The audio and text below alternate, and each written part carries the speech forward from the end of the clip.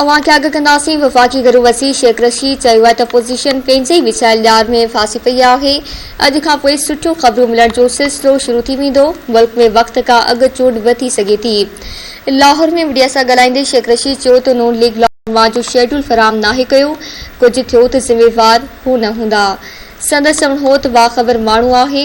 हुकूमत काॾे न पई वञे, 5 साल पूरा कंदी। ख़बर अवां सां शेयर कयूं पिया। वफ़ाक़ी घरू वसी शेख रशीद चयो आहे त अपोज़िशन पंहिंजे विछायल ॼार में फासी पई आहे। अॼु खां पोइ सुठियूं ख़बरूं मिलण जो सिलसिलो शुरू थी वेंदो।